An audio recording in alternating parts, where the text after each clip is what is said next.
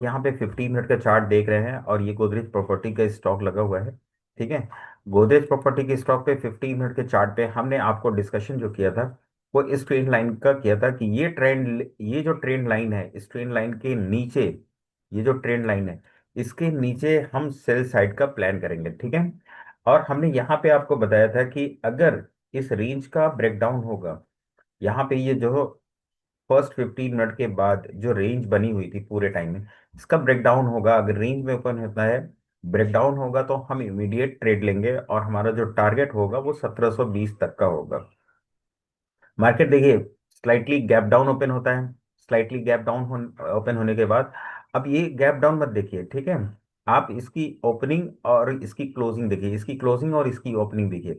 तो slightly gap down है, slightly gap down के बाद मार्केट यहाँ से 4% गिर जाता है। ठीक है। कल की क्लोजिंग के कंपैरिजन में मार्केट कहाँ पे 4% गिर जाता है और किस लेवल तक आ जाता है, वो 1720 वाले जोन में आ जाता है, जो कि मैंने आपको बताया था कि ये हमारे लिए सपोर्ट का काम करेगा। क्या काम करेगा? ये हमारे लिए सपोर्ट का काम करेगा। ठीक है।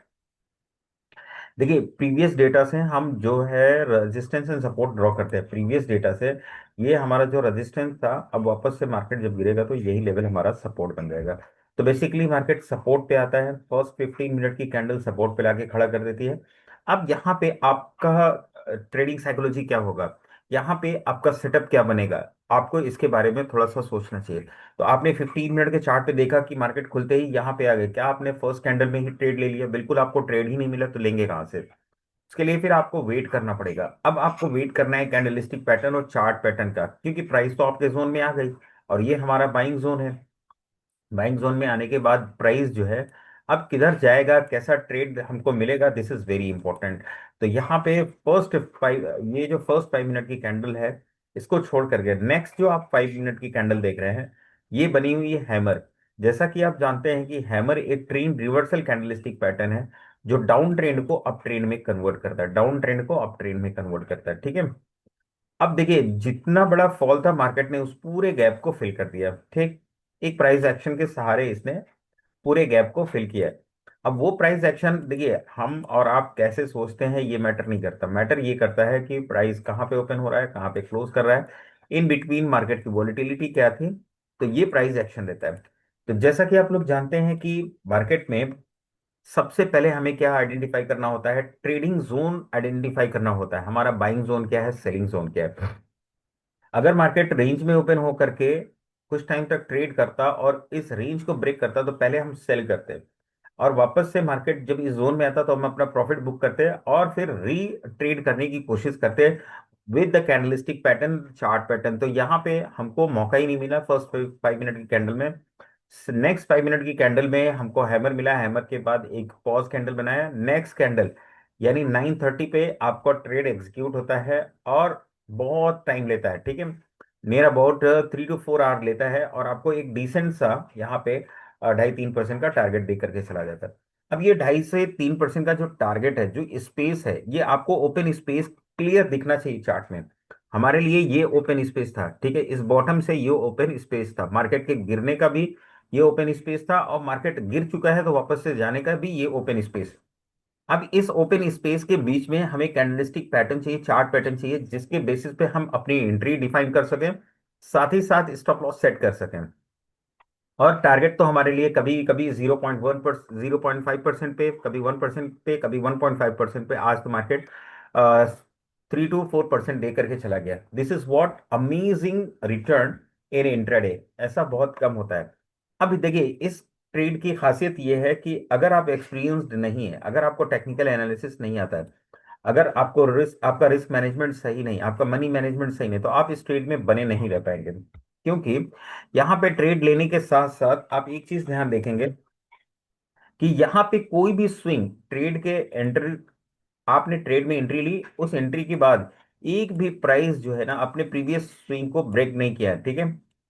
तो जब तक मार्केट प्रीवियस स्विंग को ब्रेक नहीं करता है ना, तो आपको डर नहीं लगना चाहिए। तो इस तरीके से अगर आप देखेंगे, प्राइस एक्शन को रीड करेंगे, तो आपका 3 to 4% का इंट्राडे में अचीवमेंट रहा है।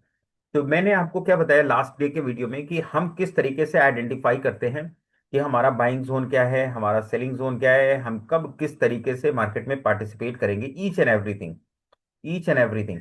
अब देखिए यहाँ पे वापस से फिर मैं आ जाता हूँ, और कल के लिए आपको बताता हूँ कि हम कल के लिए इसमें किस तरीके से प्लान कर सकते हैं। कल के लिए हम प्लान करेंगे उससे पहले कि मैं आपको ये जोन आइडेंटिफाई करके बता दे रहा हूँ, ठीक है। ये जोन हमारे लिए बहुत ही इंपॉर्टेंट है, इस जोन को आप देखिए।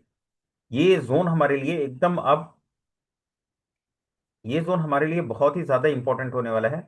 और इस जोन में अब हमें बाइंग के लिए प्लान करना है, और साथ ही साथ जो हमारा रेजिस्टेंस जोन है, इस जोन में हमें अपनी प्रॉफिट बुकिंग के बारे में सोचनी है, ठीक है। इस जोन के पास हमें अपने प्रॉफिट बुकिंग के बारे में सोचना है। ये तो क्लियर हो। अब वापस से चलिए 5 एंड 15 मिनट के चार्ट पे देखिए। तो बेसिकली मैं 15 मिनट का चार्ट लगाता हूँ, और 15 मिनट के चार्ट पे मैंने आपको क्या बताया, सिंपल सी स्ट्रैटेजी है इंट्राडे की, कि जब भी कोई स्टॉक इंट्राडे में डेढ़ से 1 से 1.5% या 2% गिरता है, 1 से 1.5% या 2% गिरता है, और गिरने के बाद वो प्राइस अगर सपोर्ट जोन में पहुंच जाता है, बाइंग जोन में पहुंच जाता है, ठीक है, यानी डिमांड जोन में पहुंच जाता है, तो वहां पे हम फिर प्राइस एक्शन को शिफ्ट होने देते हैं। With proper candlestick pattern and chart pattern के साथ हम एंट्री करते हैं, विथ प्रॉपर रिस्क मैनेजमेंट के साथ, और फिर हम उसमें बने रहते हैं। तो फाइनली वो ट्रेड हमारे लिए काफी हेल्पफुल होता है। जब भी हम ट्रेड लेते हैं तो ट्रेड में एक चीज तो कंफर्म होती है कि हमारा स्टॉप लॉस 0.5% का है। साथ ही साथ हमारा जो रिस्क रिवॉर्ड है वो कभी 1% का होता है, कभी 1.5% का।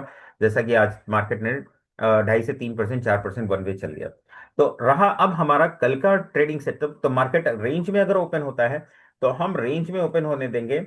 और रेंज में ओपन होने के बाद मार्केट क्या करता है, फॉल करता है। फॉल करने के बाद अगर इस जोन में आता है, तो चाहे जितना भी टाइम यहाँ पे रहे कोई दिक्कत नहीं है, लेकिन प्राइस एक्शन अगर शिफ्ट होगा तो हम इसके बेस पे एंट्री ले लेंगे।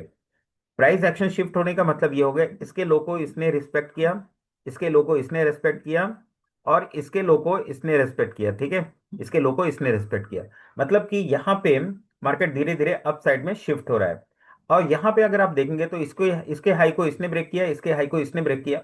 तो फिर आप जो हाई ब्रेक हो रहा है, एक तो एंट्री आप यहाँ पे ले सकते हैं, लेकिन मेरी प्रेफरेबल एंट्री ये होती है कि जब भी ये लो लगे, थोड़ा रिस्क तो होता ही है, ट्रेडिंग का मतलब ही है रिस्क, लेकिन जब यह बेस पे आता है, जब ये